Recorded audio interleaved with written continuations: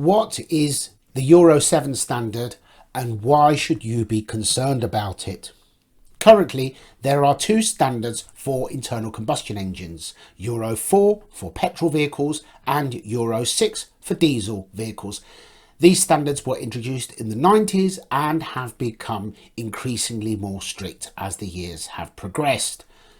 I believe that the forthcoming introduction of Euro 7 was the reason that the insidious mayor of London was prepared to lie through his teeth to push through the extension of the ULEZ zone right out to the M25 last year in preparation for this. And sadly, so many people who do have vehicles that are currently compliant were so indifferent, with the common attitude from many of them being, why don't you just go out and buy a newer car? Well, for those who can't afford to do that, that was not or is not an option. But the smug smile on their face will be wiped off when they realise that their vehicle, which is currently compliant, will not be in the very near future, because Euro 7 is going to encompass and embrace all vehicles, petrol, diesel,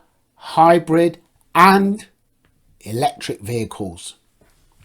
The Euro 7 standards are obviously being updated later this year, and they're due to come in on the 1st of July next year. And yes, the UK has to comply as well because we are signed up for it.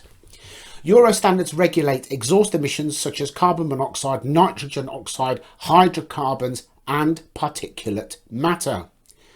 Petrol cars under Euro 7 cannot emit more than 1 gram per kilometre of carbon monoxide, 0.1 gram per kilometre of hydrocarbons and 0.06 grams per kilometre of nitrogen oxides. Diesel vehicles have stricter limits with caps on carbon monoxide, nitrogen oxide and particulate matter emissions. Euro 7 introduces limits for particulate matter emissions from non-tailpipe sources like brakes and tyres, aimed at reducing particulate matter 2.5 emissions. This is very relevant to EVs. Battery electric vehicles have a stricter particulate matter emissions limit than internal combustion engine vehicles. What does that mean? EVs will have a stricter emission on the particulate matter from their brakes, from their batteries, than petrol or diesel vehicles. Keep in mind that on average, EVs are 50 to 100% heavier than the equivalent ICE, internal combustion engine vehicle. Therefore, the brake dust emitted to slow them down increases exponentially.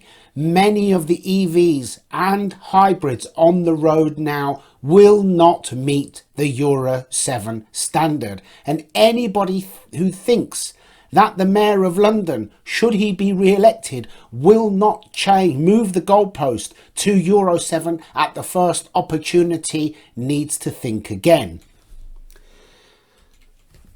This is a very significant change, because added to this, the fact that the government has introduced a zero-emission vehicle directive from the 1st of January this year, giving manufacturers a target of 22% electric vehicles, minimum that they must sell. If they sell more than 78% internal combustion engines, they will be fined £15,000 for each one, and within 5 years that will be well over 50%, and it will be approaching 80 to 90% by the end of this decade. And considering what a catastrophe EVs are, motoring is about to be taken increasingly out of reach of everyday people. And on top of this, there is the fact that with Euro 7, even electric vehicles will have problems meeting the new standard, and many owners of electric vehicles are in for a shock when they try to trade in their already worthless EV once that vehicle doesn't meet the new standard. The values will, over the next year or so, plummet even further.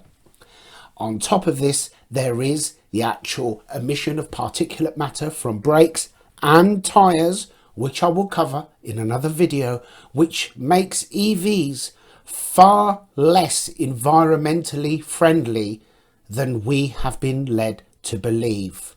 And for people certainly within the M25, and potentially, depending on what a future government may do, this could apply to many other city centres. This could be catastrophic for everyday motorists, and this is not the way forward. I'd love to hear your thoughts. Thank you very much. Bye bye for now, and I'll see you in the next video.